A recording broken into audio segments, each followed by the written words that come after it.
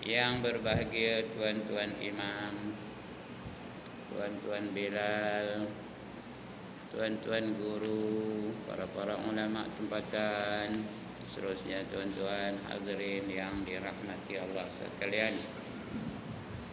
Alhamdulillah, setinggi-tinggi kesyukuran kita panjatkan kehadirat Allah Subhanahu wa taala. Karena malam ini walaupun keadaan cuaca yang agak mengancam, tapi masih Allah izinkan kita untuk berada di dalam surau yang mulia ini. Mudah-mudahan pengorbanan kita akan dinilai oleh Allah Subhanahu wa taala sebagai amal soleh, atau paling lebih tingkat lagi, lebih tinggi lagi sebagai perjuangan di jalan Allah. Mudah-mudahan dengan itu kita dapat pahala berjihad fi sabilillah. Ya, kerana barang siapa keluar dari rumahnya dengan tujuan untuk menuntut ilmu, maka dia sentiasa berada di jalan Allah hinggalah dia balik ke rumahnya. Wa huwa fi sabilillahi hatta yarji'a, kata Nabi. Dia sentiasa berada di jalan Allah sehinggalah dia balik ke rumahnya. Mudah-mudahan kita masuk dalam golongan itu. Betulkan niat kita masing-masing supaya kita datang semata-mata kerana Allah untuk mendapat ilmu yang diperintahkan oleh Allah dan Rasul bagi kita untuk mencarinya setiap masa, setiap ketika, setiap detik, setiap turun naik nafas kita. Hendaklah kita sentiasa berada di dalam majlis ilmu. Mudah-mudahan dengan itu bahagia kita dalam kehidupan di dunia dan bahagia kita dalam kehidupan di akhirat. Baik tuan-tuan, muka surat berapa kita nak baca malam ni? Berapa? 295. Alright. 293, 295. Tang mana?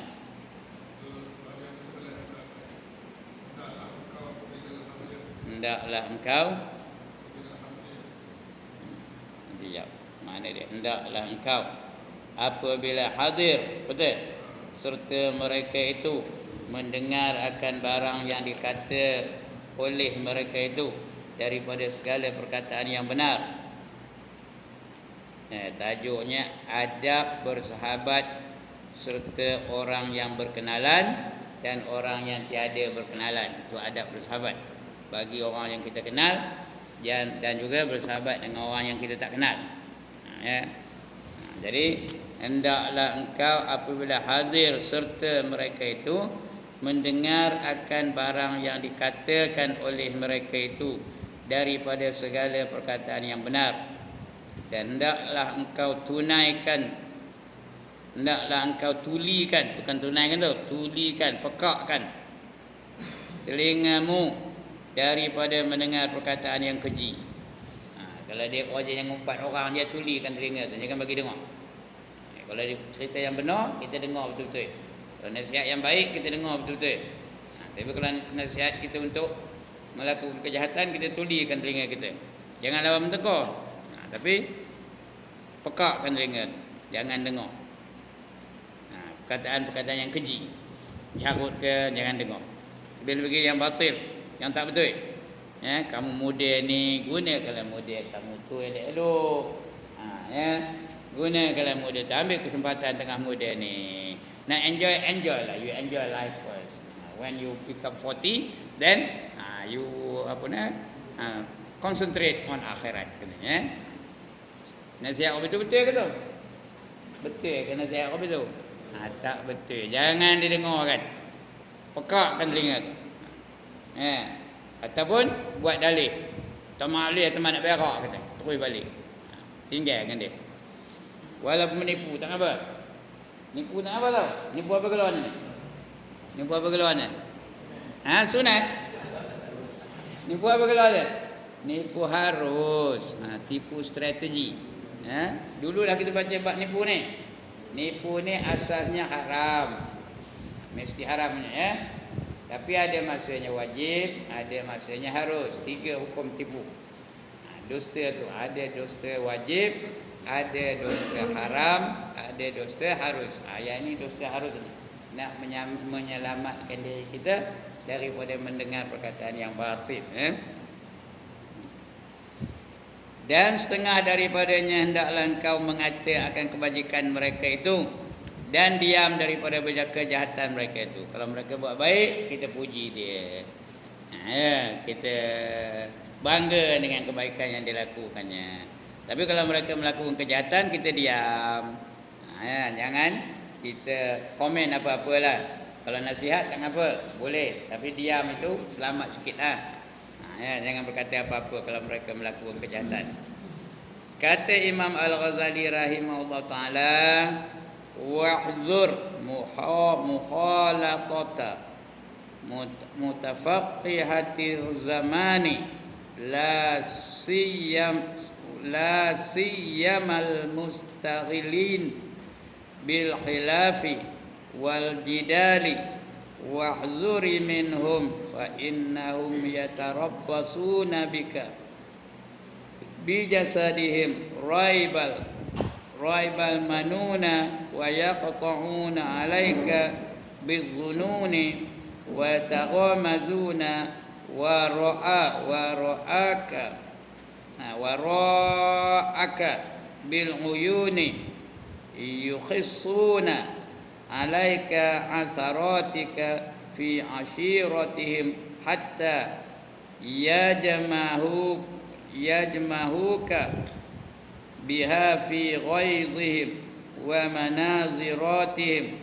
Artinya takuti olehmu akan bercampur dengan orang yang baru belajar ilmu fiqh. Baru belajar buat sembahyang. Kenapa? Orang yang baru belajar ilmu fiqh tu dia tengok kesalahan orang. Macam mana Fatihahnya betul ke tak? Dia nak dengar je. Berapa ketua ra tu pun dia ambil perhatiannya. Ar-Rahman berapa kali ra tu berapa kali. Ayat itu pun dia dengar je. Dicatat ni. Ini imam tu tak betul ke ni? Ada je komen ni. Oh tu baru orang yang baru belajar ilmu fiqh ya. Jaga-jaga orang jenis ni. Yang baru belajar ilmu faqih. Ilmu faqih ni ilmu nak menjadi ahli fiqh. Pada zaman ini zaman mana? Zaman kita lah. Kena berhati-hati betul. Istimewa pula orang yang masyghul dengan belajar ilmu khilaf. Hari ini banyak ada perkara-perkara khilaf yang war-warkan oleh manusia hari ini. Ada benda yang khilaf, benda yang jadi bid'ah kata dia, sedangkan itu tak bid'ah. Banyak benar hari ini akhir zaman ni. Di antaranya kunut, patut kunut ke tidak, ada tak heboh dah sekarang ni. Di antaranya selawat antara dua khutbah, ada tak riuh aja. Antara pakai serban, antara pakai jubah. Mana ada hadis nyuruh kita pakai jubah kan? Mana ada hadis sahih tentang serban kan? Itu yang heboh. Bid'ah tu saja. Lagi apa? Antara salawat sudah tadi. Antara Sayyidina macam tahiyat. Allahumma salli ala Sayyidina Muhammad. Mana ada Sayyidina? Nabi Muhammad mana ada sebut Sayyidina? Takkan dia nak sebut diri dia Sayyidina. Sayyidina tu katanya penghulu kami. Dia tu penghulu, takkan dia kata penghulu kami lagi. Itu yang heboh hari ni. Yang khilaf-khilaf itu kita jaga baik-baik. Lebih lagi belajar dari ustaz-ustaz yang baru-baru keluar daripada universiti Timur Tengah tu. Jaga baik-baik. Kadang-kadang ada doa awal tahun, doa akhir tahun tu mana ada. Padahal kita lama ada ke tak? Ada ke tak? Ada mana dengar? Kena ada mana? Macam tak pernah dengar aja. Semua jadi apa? Jadi kontroversi. Jadi bahan bertengkar. Ada yang katakan saya kata dia ada ustaz baru tau. Dia baru balik Mesir. Saya sebelum saya nak semayang tu saya cium bini saya dulu. Lepas tu baru saya pergi semayang jadi imam. Pada dia bersentuh kulit lelaki dan kulit perempuan yang lelaki yang perempuan tu yang bukan mahram dia tak ada membatalkan wudu. Bolehlah nak pegang ke, nak cium ke, nak berpimpin tangan ke, bagi dia tak ada apa-apa. Tapi kalau dia waktu itu kita nampak terus dia jadi imam, saya tak nak ngikutnya. Tuan-tuan halat pulang pada tuan ini perkara-perkara akhir zaman ni yang berlaku. Heboh. Patut kunut ke tak kunut, patut selawat ke tak selawat, patut baca doa akhir tahun, awal tahun. Patut apa? Patut macam-macam lah yang berlaku. Itu namanya khilaf. Apa kata khilaf? Perselisih pendapat. Perselisihan pendapat. Benda yang khilaf-khilaf ni jangan dia bertengkar kerana itu. Siapa nak buat, buat. Jangan menghina orang yang tak nak buat. Siapa yang tak nak buat, tak payah buat. Jangan menghina orang yang membuat. Ya. Ini kadang-kadang ya Allah, baru balik dari Mesir sudah heboh. Salah saja ulama-ulama dulu. Padahal benda itu ada dalam kitab. Ada dalam kitab. Jadi mereka ni tak tahu ke kalau hadis itu palsu? Mereka tak tahu ke bahawa hadis itu palsu? Tahu, mereka lagi hebat daripada kita. Lagi alim dari kita. Tapi dah main heboh, ini hadis palsu, jangan diikut katanya. Macam-macam. Jadi jaga tuan-tuan. Ini benda ni sekarang ni sudah berlaku. Wirid lepas mayang ni. Tadi tu imam lepas mayang ni, patut bangkit je, bah je. Lepas salam bah, lepas salam bah, lepas salam bah. Mana ada wirid-wirid lagi? Mana ada la ilaha illallah wahdahu la syarikalah? Tak ada dah. Bah je, tahu bah? Apa bah? Kubah. Bukan naik bah. Mana ada wirid lepas mayang? Tak ada. Tengok di Mekah tak ada wirid. Memang di Mekah tak ada wirid. Kenapa? Kerana ramai benar orang. Kerana masing-masing ada hal, ada kerja yang lebih penting lagi. Kalau nak macam di sini di Mekah tu letih lah tu imam tu. Nak wirid, betul nak berdoa ramai-ramai. Betul pergi belah nyerobu dia bersalam belaka. Tidak letih tu imam tu. Jadi itu bukan bid'ah tu. Tapi jaga. Zaman ini macam itulah. Ya? Tak ada, apa pun tak ada. Lepas salam bangkitlah. Kalau nak wirid sendiri. Kalau pergi Mekah. Mana ada doa? Adakah doa ramai-ramai?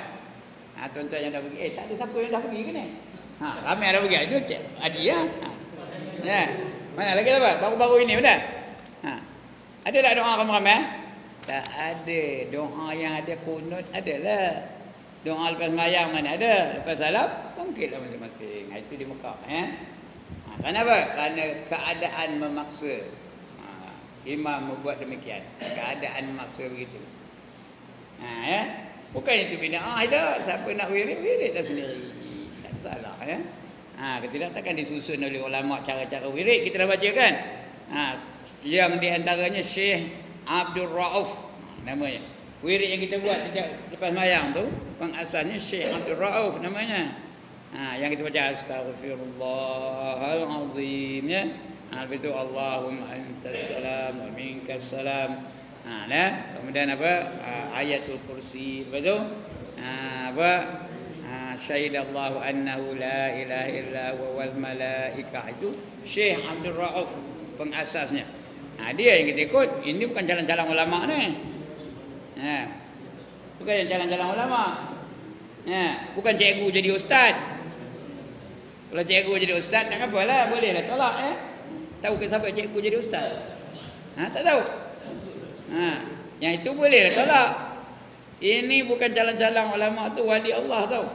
Syekh Abdul Rauf. Ada makamnya ada di Aceh tu. Tahu? Di bandar Aceh tu ada makam situ. Syekh Abdul Rauf Fansuri namanya, Syekh Abdul Rauf Fansuri. Ya?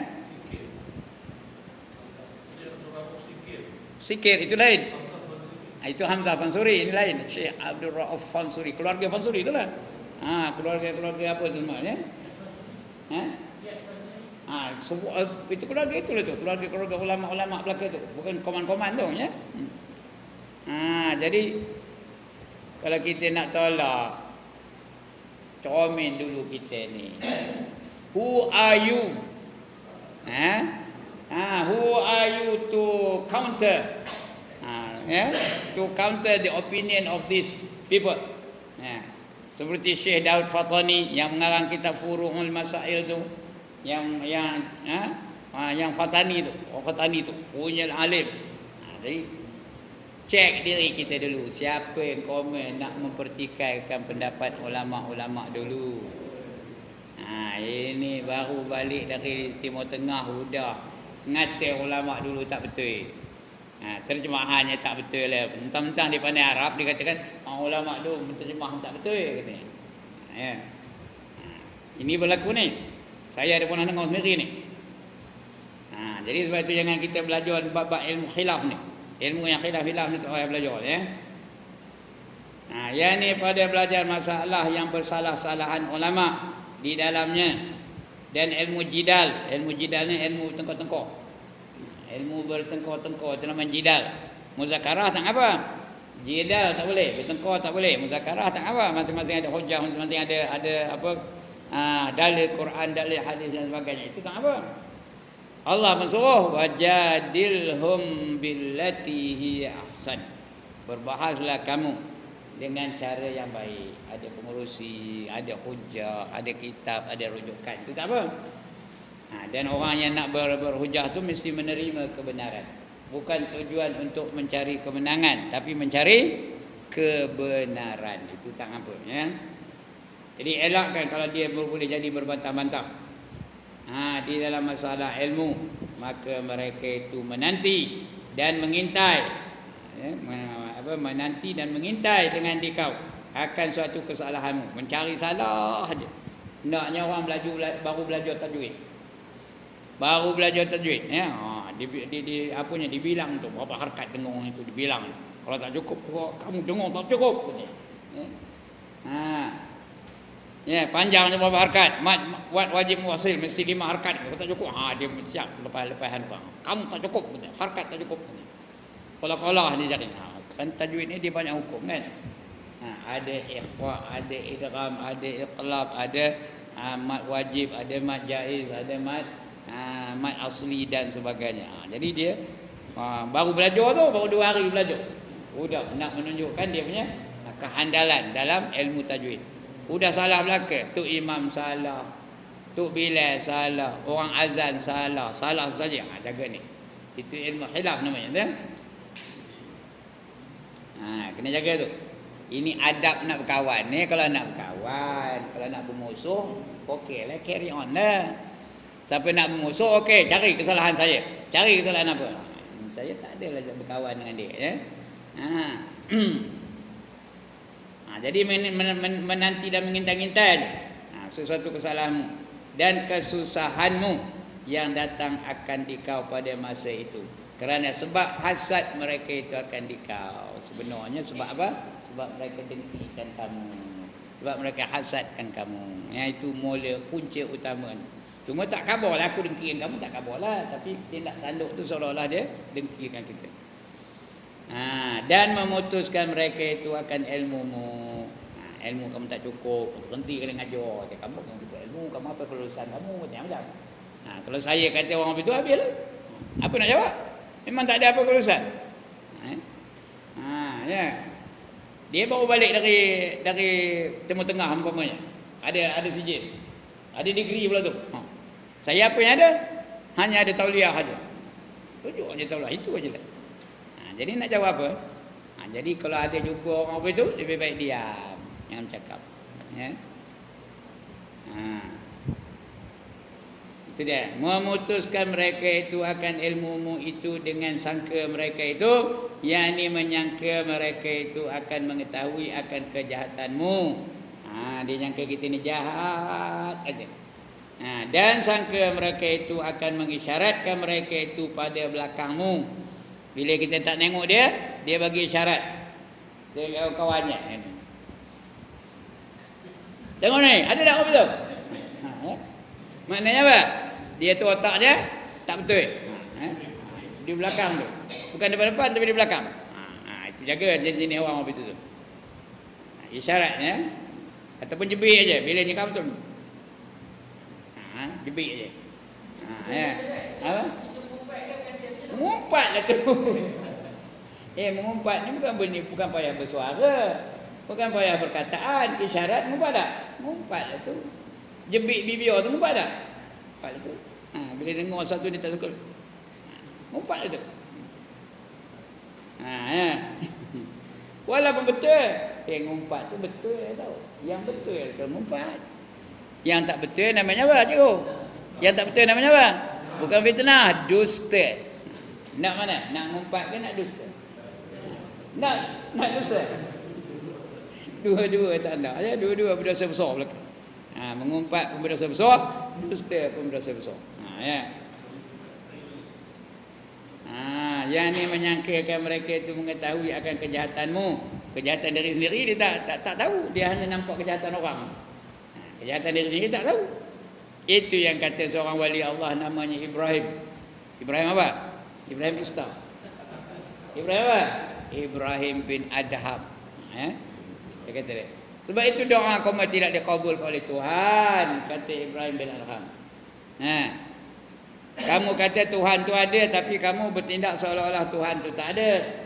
Kamu kata Nabi itu ikutan kamu, tapi kamu membangkang, mencela sunnah Nabi SAW.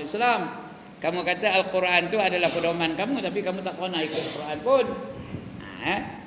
Apa kata? Kamu nampak kesalahan orang lain, tapi kamu tak nampak kesalahan diri kamu. Ini yang ramai ni. Bukan tuan-tuan yang menolak mata dengan saya. Tuan-tuan tidak ya. Orang lain. Orang mana? Orang mana? Orang Korea. Dapat dia cikgu ni. Orang Korea. Nampak kesalahan orang lain je. Diri dia tak nampak. Itu kata Ibrahim bin Adham ya. Mengisyaratkan mereka itu pada belakangmu dengan matamu, atau mata mereka itu dengan mata akan kejahatanmu dan kesalahanmu, dan menghinggakan mereka itu akan bilangan segala kejahatanmu. Di senarai jahat kita tu apa bilangan. Jenis orang itu jangan kita berkawan dengan dia lah. Di dalam kau bercampur dengan mereka itu hingga membangkitkan mereka itu akan kejahatanmu pada hadapanmu pada ketika marah mereka itu. Bila marah dia senarai akan kejahatan kita. Ya, hari ini berlaku ke dah? Berlaku ke dah? Mana orang yang dia tak gemar tahu tak? Di senarai kena masalah orang tu. Dia buat ini. Tak ada berlaku kan Dia meliwat lagi. Dia rasuah, dia ejen Amerika, dia ejen Yahudi, dia ejen semua ejen belaka. Tak ada korang yang kenal apa tu. Sudah tersenarai. Hari-hari dalam surat khabar baca hadis. Bila baca hadis adalah tak ada yang baik. Semua yang jahat-jahat aja dipamerkan. Tak berlaku kan? Cikgu tak berlaku kan? Hari-hari berlaku apa itu? Jaga apa itu ya. Kenapa mereka marah? Kerana mereka dia mendengki dengan dia. Takut dia tu mengambil alih jawatan yang dipegang oleh mereka itu. Itu yang takut tu. Hingga membangkitkan mereka itu akan kejahatanmu itu pada hadapanmu pada ketika marah mereka itu. Dan ketika munazarah itu artinya apa, bertengkar. Mereka itu melihat kejahatan orang, itu namanya munazarah. Dalam masalah dengan dikau. Lagi apa kata Imam Ghazali? La yaqbiluna laka asarata wa la yaghfiruna laka zallatan wa la yastaruna laka aura. Artinya tiada memaafkan mereka itu bagimu kesalahanmu. Tiada maaf bagimu. Tak nak memaafkan kesalahan kita. Walaupun kesalahan itu bukan besar benar, tapi apa kata dia? Tiada maaf bagimu gitu ya. Dan tiada mengampuni merekamu bagimu akan dosamu. Kalau ada dosa kita pada dia pun dia tak nak ampunkan dosa. Walaupun kita minta ampun dengan dia buat tak kerti je. Dan tiada menutupi mereka itu akan auratmu. Artinya apa? Yang memalukan kita tu mereka tak ada tutupi, tak ada disorok mereka, didedahkannya apa saja kesalahan kita. Itu aurat tu yang memalukan. Ya, itu tak suruh ditutup kan. Aurat diri sendiri yang mesti tutup, aurat orang lain mesti tutup. Tapi orang jenis ini tak ada. Ya, di highlightnya. Aurat kita tu, kelemahan kita tu, kejahatan kita semua di highlight oleh mereka. Cakap Melayu ini war-warkan segala kelemahan kita. dan tiada menutupi mereka itu akan auratmu, yakni tiada menutupi akan aibmu. Wa yuhasibunaka 'alan naqiri wa qitmiri wa yahsudunaka 'alal qalili wal katsir. Dan muhasabah mereka itu akan dicek betul-betul kita tu.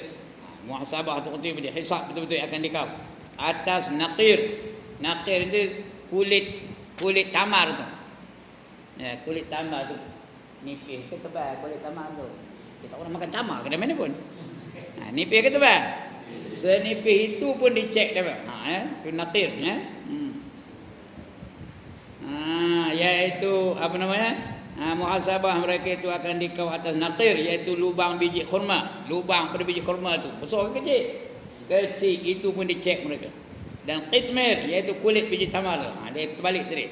Qitmir ni kulit biji tamar. Ya, naqir tu lubang pada biji tamar. Iaitu kulit biji kurma yang nipis, iaitu ibarat daripada sesuatu yang sedikit, dan dengki mereka itu akan dikau atas sesuatu yang sedikit. Dan yang banyak, yang sikit pun dengki, yang banyak lagi lah. Kalau dia dapat orang yang untung, lagi lah dengki mereka ya. Tak nak mereka mengiktiraf kita itu sebagai seorang yang bernasib baik dan sebagainya. Ada aja komennya. Dilantik jadi pengurusi, itu kan layak jadi pengurusi pun. Siapa yang layak? Aku lah yang layak. Ada orang kopi tu. Ada di Batu Tiga ni, tak ada lah tempat lain ada ya. Dan yang banyak juga, yang sikit pun dia tak setuju, yang banyak lagi lah. Wa yuharriduna 'alaikal ikhwanu bin namimati wal ghibati wal buhtani, dan menyuruh mereka itu atasmu akan saudaramu, akan mengadu-ngadu dan mengumpat dan berdusta-dusta. Jenis hobi ni kita jauhkan dari mereka. Ngajak kita tu supaya ngumpat orang, ngajak kita supaya berdusta, mengajak apa nama supaya mengadu domba. Itulah kerja dia, mengadu domba. Tahu mengadu domba? Dia tahu orang tu tak berapa betul dengan orang tu, dia mengadu domba. Dia pun mengumpat orang tu depan dia. Jumpa orang ni pula, dia ngumpat orang tu pula depan dia. Dia kata kamu gini. Itu pergi pada orang tu pula, dia kata kamu gini. Bila berjumpa ada orang tu bergaduh, bertumbuk, dia pun seronok ni. Padan muka. Itu mengadu domba namanya. Ya, namimah kata cakap Arabnya. Menyuruh mereka itu dengan namimah, mengadu domba. Ya, ataupun mengumpat. Wal buhtan, ataupun berdusta. Kemudian iradu fazahiruhumul milaqu wa in saqitu fayazinuhumul fabatinuhumul muhanaq. Jikalau redha mereka itu akan dikau, maka zahir mereka itu pada perkataan dan kelakuan sangat kasih akan dikau. Dan jikalau marah mereka itu akan dikau, lagi dendam dalam hatimu. Ya. Orang jenis itu kalau dia sukakan kita, zahir beria benar, berpeluk-peluk, bermimpin-mimpin tangan, bertepuk-tepuk kalau dia sukakan kita. Kalau dia marah, berdendam-dendam, bertahun-tahun tak tegur. Ya, jangan kita jadi orang itu. Ini orang ni tak boleh dibuat sahabat. Jenis orang ni tak boleh kita jadikan sahabat. Jadi jauhlah diri kita daripada orang-orang yang jenis ini. Kalau ada lah, nampak orang itu, jangan kita hampir dengan dia. Jangan kita berkawan dengan kita. Jauh-jauh dengan mereka. Ya. Kemudian zahiruhum siyabun wa batinuhum ziabun, dan zahir mereka itu seperti di kain, macam kain lah, dekat nak pakai kain. Itulah kalau dari zahirnya. Dan batin mereka itu seperti harimau. Batinnya macam harimau. Zahirnya macam kuat, macam kawan benar-benar. Macam kain pakai je, tak nak lekat. Kain ada buka dah. Tuan-tuan ada buka kain. Kalau buka kain macam lari semua orang. Macam itulah. Punyalah sayang kan. Macam itulah dia dengan orang tu. punyalah rapat, punyalah intim dengan orang tu. Kalau dia sayang. Tapi sebenarnya dalam hatinya rima. Rima apa kan? Rima apa perangainya? Nak gigit aja, nak ngokok aja, nak makan aja, nak ngomong. Tahu ngomong? Ya Allah, dia minta bukan orang Perak ke ni? Nak ngomong aja. Itu rima kodenya. Itu batinnya. Tapi zahir macam yang sayang benar. Itu macam kain jadinya. Dan batin mereka itu seperti harimau. Hadza hukmu ma qata'at bihil musyahadati ala aksarihim illa man asamahu Allah Ta'ala fa suhbatuhum khusranun wa mu'asyaratuhum khizlanun. Hadza hukmu man tuzhiru laka sadaqata fa kaifa man tujahiruka bil mudawati. Qala al qadi Ibnu Ma'ruf rahimahullahu ta'ala fahzar aduwaka marratan wahzur sadiqaka alfa marrah. Artinya kata Imam Ghazali, inilah yang aku putuskan dengan dia. Musyahadah, kata nak nengok bangku tanda orang apa itu, kata Imam Ghazali ya. Itu musyahadah atau menyaksikan. Aku putus akan dia musyahadah, yakni dilihat dengan mata kepala pada kebanyakan mereka itu. Kebanyakan mereka itu aku nengok pun tak nak, kata Imam Ghazali. Melainkan seorang yang dipelihara akan dia oleh Allah Ta'ala, maka bertaulan dengan mereka itu dapat kerugian. Itu bukan karaoke tu tau. Jangan baca karaoke pula korang. Kerugian. Sampai kawan dengan dia rugi lah tu. Di dunia pun rugi, di akhirat pun rugi. Serta berserta dengan mereka itu dapat cela. Allah marah berkawan dengan orang itu. Inilah hukum orang yang menzahirkan akan kasihnya. Maka betapa pula seorang yang menyatakan akan dikau dengan berseteru. Kata Qadi Ibnu Ma'ruf. Ini Qadi ini Ibnu Ma'ruf ya. Nama orang ni Qadi ni, bukan jawatannya ya. Rahimahullah ta'ala. Maka takuti olehmu akan seterumu itu sekali, dan takuti olehmu akan kekasihmu itu 1000 kali. Dengan seteru itu kita sekali cukup lah. Kita jumpa jangan dekat, jumpa jangan dekat, sekali. Tapi dengan kawan yang rapat, kena jaga-jaga berapa kali? 1000 kali. Kerana dia hampir dengan kita, dia rapat dengan kita. Kadang-kadang ada tujuan tu, kena jaga baik-baik. Tujuan nak nipu lah, tujuan macam-macam lah ya. Nak minjam duit ke, nak macam-macam lah buatnya. Dia ada projek lah, ngajak kita. Hari ni ramai tak? Orang ada projek-projek ekonomi ada tak?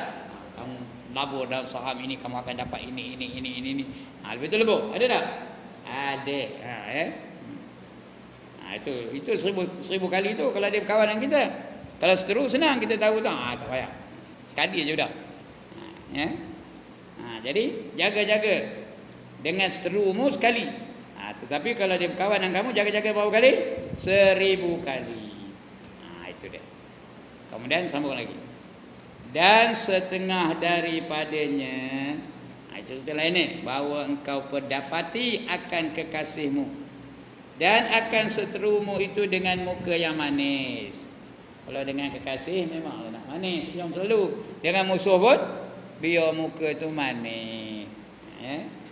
Ingat masam aja, biar seteru pun seteru lah. Cuma jangan rapat dengan dia, kerana dia tu bukan suka kita, dia seteru kita. Cuma bukan suruh bermusuh. Dia seteru dalam apa? Dalam pendapat aja tak sama. Bukan musuh kita. Kalau musuh, kena hadapilah mereka kalau betul-betul musuh. Ini dah.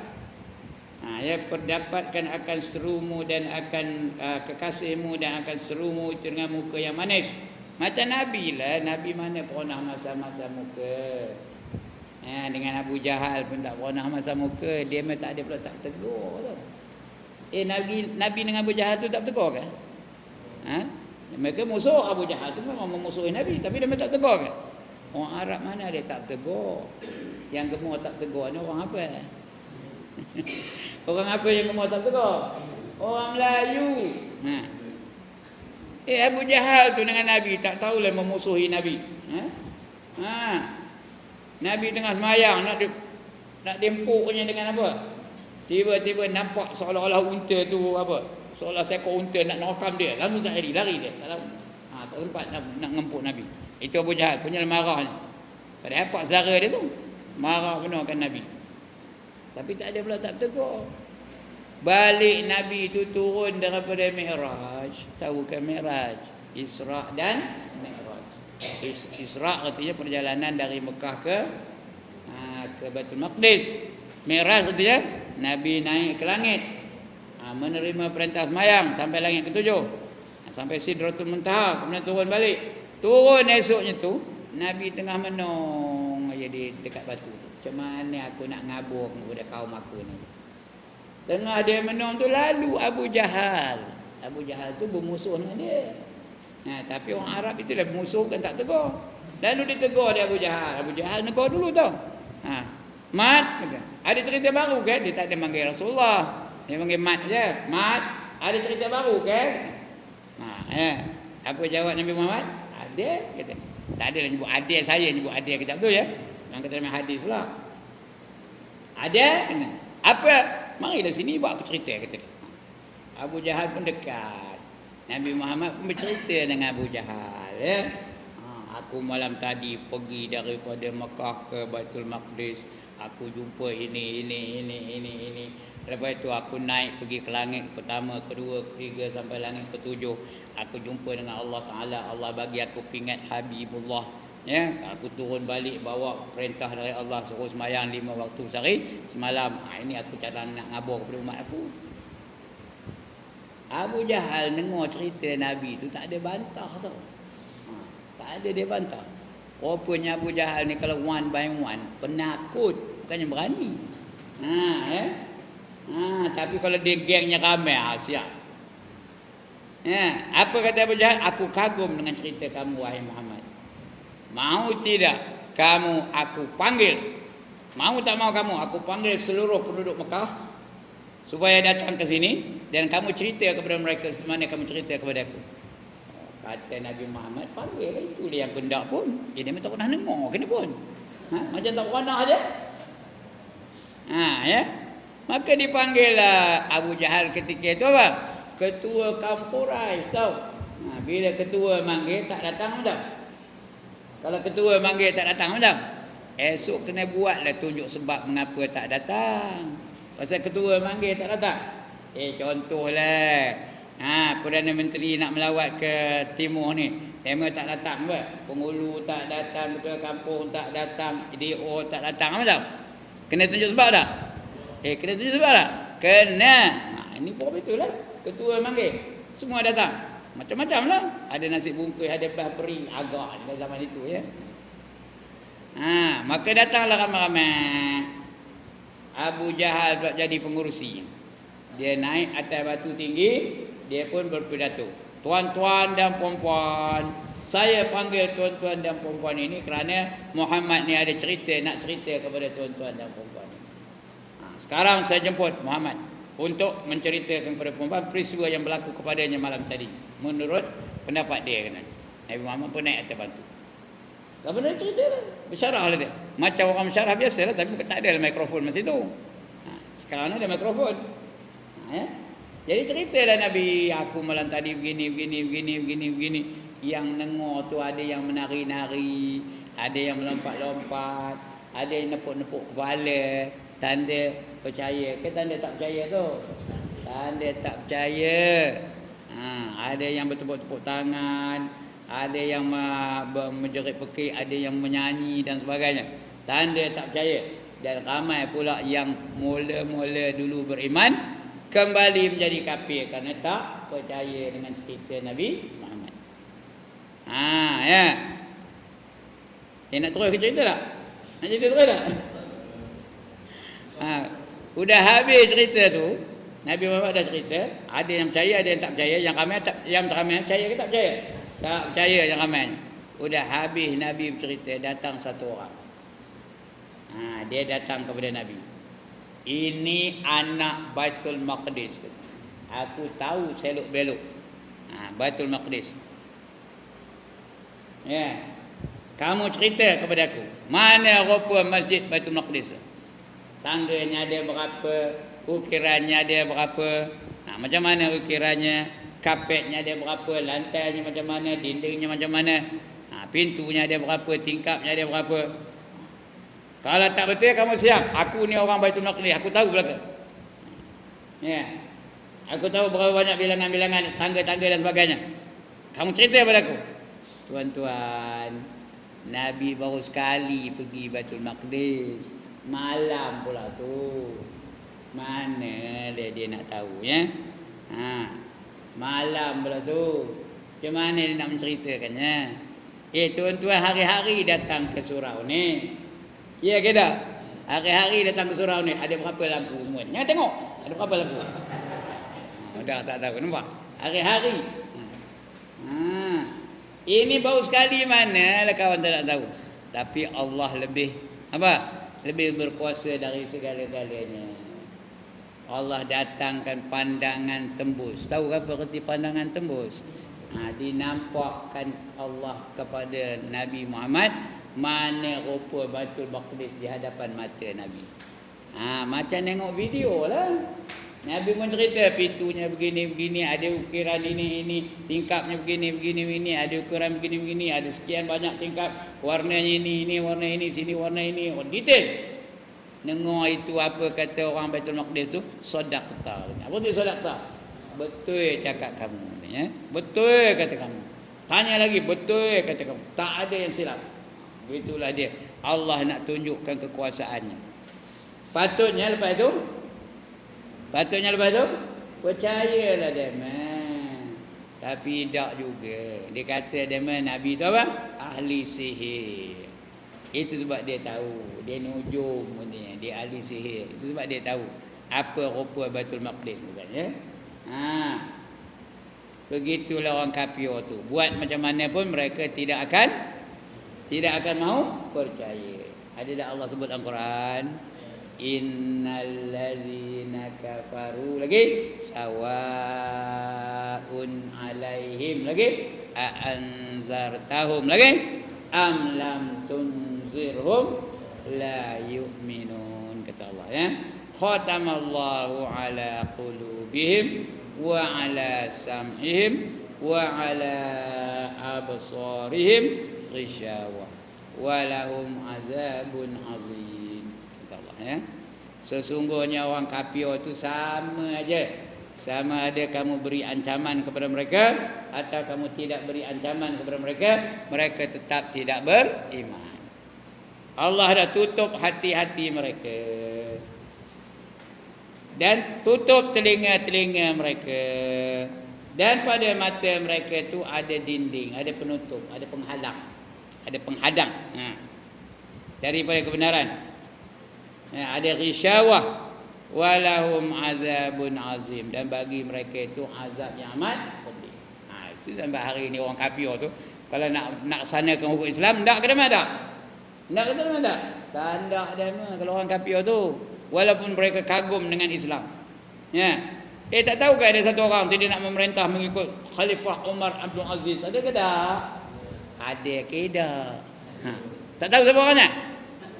Dia nak menjadikan Umar Ibn Aziz sebagai contoh. Tapi bila kita nak laksanakan hudud, siapa nombor satu menentang? Dia juga menentang. Padahal dia nak mencontohi Umar Abdul Aziz, tapi menentang hudud. Pasal apa? Pasal dia kafir. Bila dia kafir, mana mau menerima cara Islam? Walaupun kita hujah macam mana pun, dia tidak akan menerima. Itu sifat orang kafir tu. Kamu ancam ke, kamu tak ancam ke, mereka tetap tidak akan menerima. Hujahlah, mereka tak mahu kepada kebenaran. Hati mereka itu dah tertutup. Allah dah tutup hati mereka. Ya. Sebab itu mereka itu azab. Kalau berkuasa lah Islam nanti dilaksanakan hudud, mereka nak ke mana? Itu azab tu. Di dunia pun Allah azab, di akhirat pun Allah azab. Itu perangai orang kafir. Kenapa ke situ alian tu?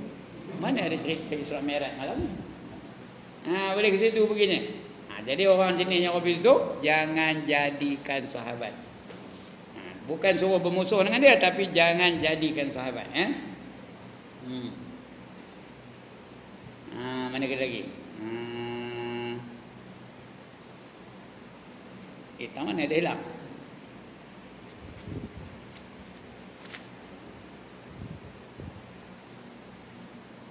Ayat menzahirkan kekasih akan dia, maka betapa pula seorang yang menyatakan akan dia dikau dengan seru. Dalam kata Qadhi Ibn Ma'ruf rahimahullah ta'ala, maka takuti olehmu akan seterumu itu sekali, dan takuti olehmu akan kasihmu itu 1000 kali. Dan perdapati akan kasihmu dan akan seterumu itu dengan muka yang manis. Itu dah kita baca tadi. Dan perkataan yang baik, lagi lemah lembut, lagi redha dan tawaduk. Kita ni nak tawaduk ni payah ni. Kita rasa diri kita ni istimewa. Ya, semua orang merasa diri dia tu istimewa. I am special. Semua tiap orang begitu. Itu perasaan perasaan semula jadi yang Allah datang kepada setiap orang. Payah nak tawaduk, nak merendahkan diri itu payah. Tapi disuruh betul. Lemah lembut, jumpa dengan mereka tu dengan lemah lembut dan redha dan tawaduk, dengan tiada menghinakan dia, jangan kita hina dia. Dan yang dicela oleh syarak, dan yang ta'zim, jangan dan membesarkan dia, dengan tiada takabur. Kita biar assert ourselves, tapi jangan takabur. Dan setengah daripadanya, hendaklah engkau jadikan segala perbuatanmu itu pertengahan. Ini satu lagi. Apa yang kita buat biar pertengahan. Pertengahan itu artinya apa? Menjadikan Rasulullah itu sebagai contoh. Itu namanya pertengahan. Ya, Rasulullah pun sebut, khairul umuru awsatuha. Sebaik-baik perbuatan adalah perbuatan yang pertengahan. Rasulullah sebut tu artinya apa? Rasulullah buatlah. Sebab itu dia disuruh Allah kita mencontohi baginda. Kerana apa saja baginda buat semua yang terbaik, semuanya pertengahan. Banyak orang silap bila sebut pertengahan ni tau. Jangan kau main teruk benar kata. Buatlah sederhana udahlah. Mayang-mayanglah. Betul ambillah nombor ekor, tak apalah. Itu sederhana bagi kepahaman mereka. Ya. Ada masa semayang, masa ngambil nombor ekor, ambil nombor ekor. Ada masa baca Quran. Ada masa karaoke lah. Masa berjanji lah. Masa marhaban lah. Masa dangdut lah. Dia ingat itu dia pertengahan. Itu bukan pertengahan, itu mencampur adukkan antara yang benar dengan yang batil. Yang hak dengan yang batil itu mencampur adukkan di atas nama kesederhanaan. Bila ke masjid, ke surau, nak ngaji malam ni pakailah kepiah, pakailah baju Melayu, pakailah kain. Esok padang bola pakai apa? Pakai seluar pendek. Pergi kolam renang pakai apa? Pakai sepeda. Itu sederhana bagi orang-orang yang tak faham lah. Itu bukan tuan-tuan ni, orang lain ya. Itu tak betul. Itu mencampur adukkan yang hak dengan yang batil. Allah dah sebut wala talbisul haqqa bil batil. Jangan kamu campurkan yang hak dengan yang batil. Sederhana ni maksudnya ialah menjadikan Rasulullah sebagai contoh. Macam mana Rasulullah contohnya? Semayang Rasulullah macam mana? Sampai bengkak-bengkak kaki baginda. Itu yang disuruh kita ikut. Macam mana iman Rasulullah mempertahankan imannya? Macam mana? Itu yang sederhana, yang paling baik. Macam mana Rasulullah mempertahankan iman? Mula-mula orang hina, mula-mula orang keji ya. Orang maki dia tak ada marah-marah. Itu dia cara Rasulullah mempertahankan imannya. Tak ada pula marah, tak ada dia melawan balik. Sampai 14 tahun baginda itu sabar dengan kerenah orang-orang kafir itu. Tidak dibalasnya kejahatan dengan kejahatan, dibalasnya dengan kebaikan saja. Apa yang tak dibuat orang kafir kepada Rasulullah zaman permulaan Islam? Dihina, dimaki, dipulau. 7 tahun lamanya dipulau tahu. Tapi Rasulullah tetap sabar saja, tak lawan balik, tak ada lawan kekerasan dengan kekerasan. Sahabat pun dah gelisah, bila kita nak balas kejahatan mereka ini? Sabar dulu kata Rasulullah, aku belum dapat kebenaran dari Allah lagi ni. Bukan mana mereka takut. Kalau mereka takut, tak ada berlaku peperangan pun. Tengok perang Badar. Berapa orang tentera Islam? 313. Melawan berapa? Tentera kafir ada berapa? 1000 lebih. Kalau takut tak ada berlaku peperangan pun. Tapi bukan kerana takut, kerana mereka belum ada kebenaran dari Allah untuk menghadapi musuh dengan kekerasan. Itu sebabnya ya. Itu dia Rasulullah. Itulah perbuatan yang sederhana.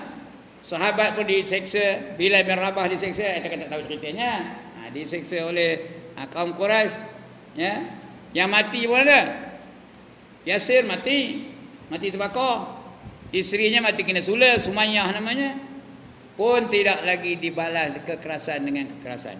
Tapi bila ada perintah Allah membenarkannya, maka berlakulah peperangan antara tentera Islam dengan tentera kafir, ya. Itu dia. Jadi biar kita ni sederhana, ikut Rasulullah. Sederhana itu artinya ikut Rasulullah. Kerana Rasulullah itu orang yang terbaik dalam segenap segi kehidupan. Siapa bapa yang terbaik? Rasulullah. Siapa guru yang terbaik? Rasulullah. Siapa panglima perang yang terbaik? Rasulullah. Siapa pendakwah yang terbaik? Rasulullah. Siapa ahli ekonomi yang terbaik? Rasulullah. Semua apa saja sebut Rasulullah yang terbaik. Sebab itu disuruh kita ni mengikut baginda dalam segenap aspek kehidupan. Allah suruh ni, laqad kana lakum fi Rasulillah uswatun hasanah liman kana yarjullaha wal yawmal akhir wa dzakarallaha katsira. Kata Allah, ya. Sesungguhnya untuk kamu dalam diri Rasulullah itu adalah ikutan yang terbaik. Bagi mereka-mereka yang berharap untuk melihat wajah Tuhan mereka di akhirat. Siapa nak tengok Allah di syurga besok, hendaklah jadikan Rasulullah itu sebagai contoh, sebagai model, sebagai ikutan yang terbaik. Kalau nak tengok wajah Allah lah, kita nak tengok wajah Allah ni dah jumpa ke di Batu Tiga ni? Jumpa ke? Jumpa ke di Tapak? Jumpa ke di Banyo? Boleh jumpa di Batu 33 tu? Tak ada. Nak jumpa Allah di mana? Dalam syurga je tempat nak berjumpa dengan Allah. Jadi kalau teringin nak masuk syurga, jadikan Rasulullah itu sebagai contoh dan suri tauladan. Ini maksud ayat tadi. Tengok macam mana Rasul tu semayang. Begitulah kita nak semayang. Tengok macam mana Rasul puasa. Begitulah kita nak puasa. Tengok Rasulullah mendidik isteri, itulah kita nak didik isteri kita. Tengok Rasulullah didik anak-anaknya, begitulah kita nak didik anak-anak kita. Apa saja. Tengok Rasulullah berniaga, begitulah kita nak berniaga. Tengok beraninya Rasulullah dalam peperangan, begitulah kita juga nak berani dalam peperangan dan sebagainya. Itu jadikan contoh. Tapi biar pertengahan. Jadikan bagi dia sebagai contoh dan tauladan. Kerana sabda Nabi sallallahu alaihi wasallam, khairul umur awsatuha.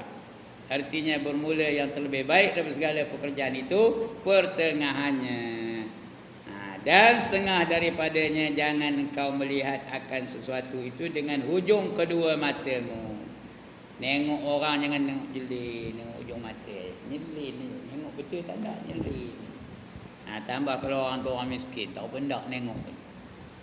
Kita kenuri ngawin anak. Datang orang miskin pakai pencopan-comping. Macam mana kita salah dengan dia? Macam mana kita salah dengan dia? Noleh pula. Kemudian lepas itu datang yang berhormat. Naik apa? Naik Ferrari. Macam mana kita nyambut dia? Saya lah bukan tuan-tuan ya. Macam mana saya nyambutnya? Berambat ngejual mukakan pintunya dulu. Itu salah dengan dia macam mana? Salah dengan dia apa?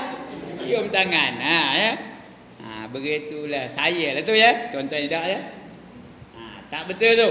Patutnya dengan orang miskin jangan jeling-jeling. Tengok betul-betul.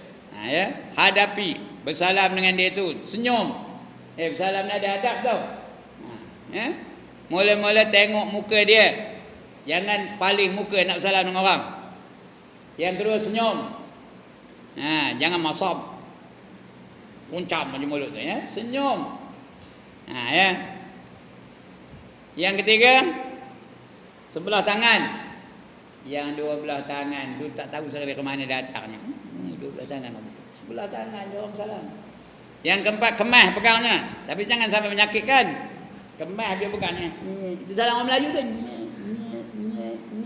Dia kemas pegang tu. Tapi jangan sampai sakit orang tu. Kadang-kadang dia bodybuilder. Ya, salah dengan dia tu orang biasa aja yo punya lah sakit. Nah, di kampung tu ada seorang. Oh betul lah. Dia salam sakit tangan buat. Nah, ya. Nah, gini hari mujur dia jarang-jarang datang ke surau, dan jarang-jarang datang ke masjid. Kalau hari-hari letih orang kerja ni. Nah, dia memang apa? Nah, gelornya pun besi. Adalah namanya dia nama besi ujung tau. Nah, jangan kemas tapi tidak menyakitkan orang lain. Nah, ya. Yang kelima selawat, Allahumma salli ala Muhammad.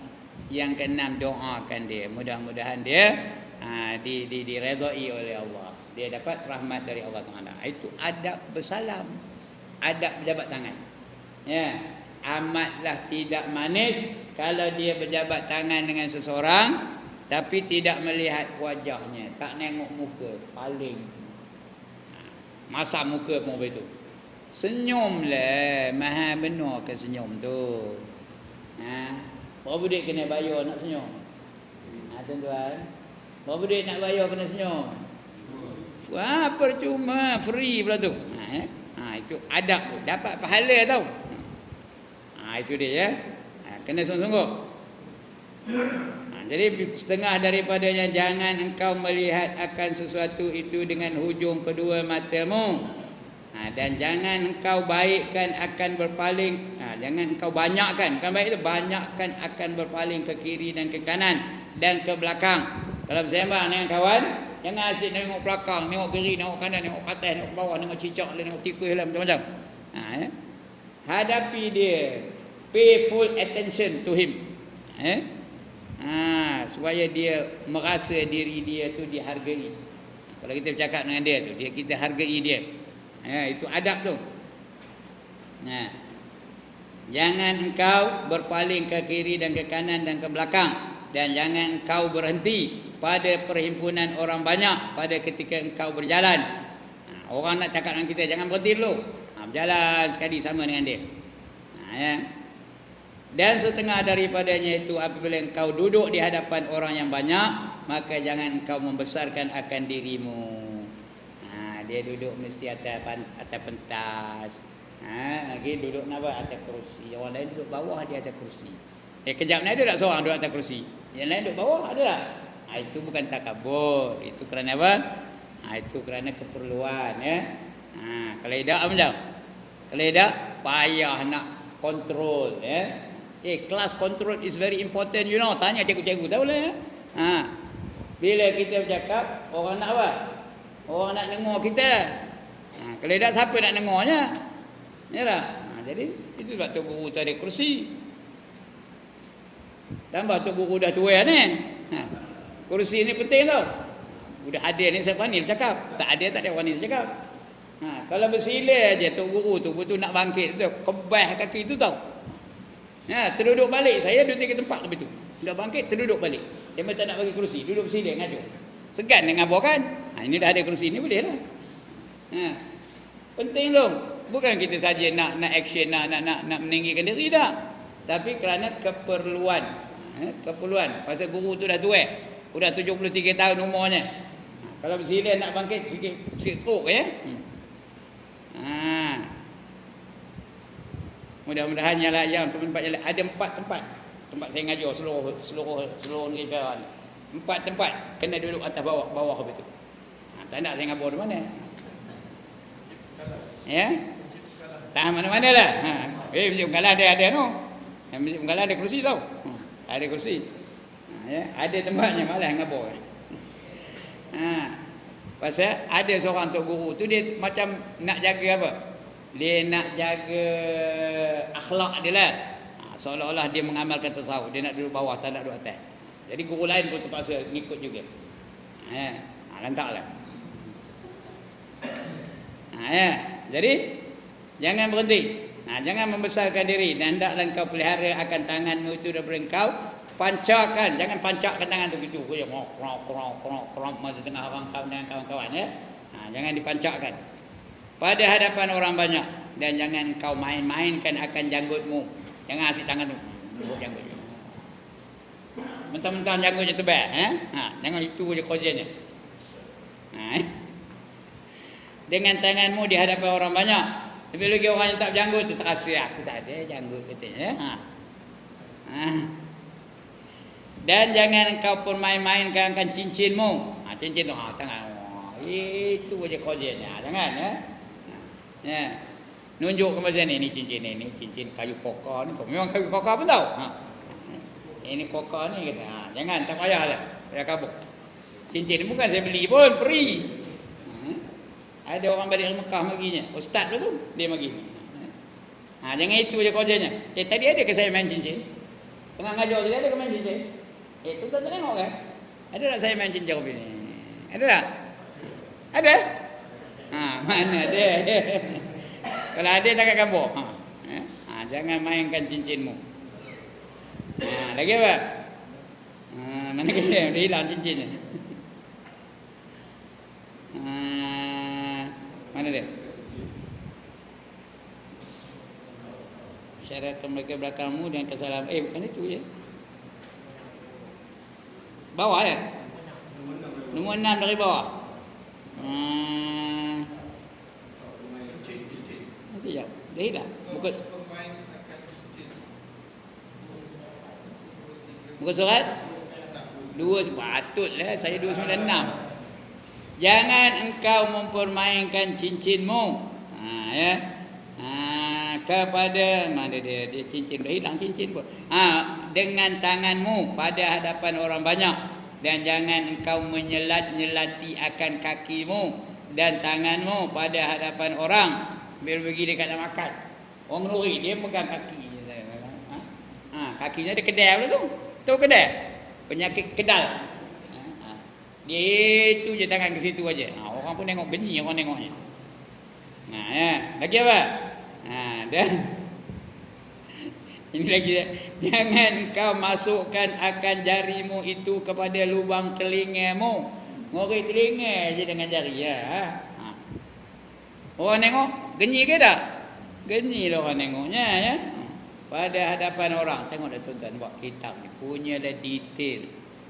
Punyalah apa namanya? Panjang penerangannya. Kalau tak faham juga memang apalah ya. Memang benar benar-benar lah ya.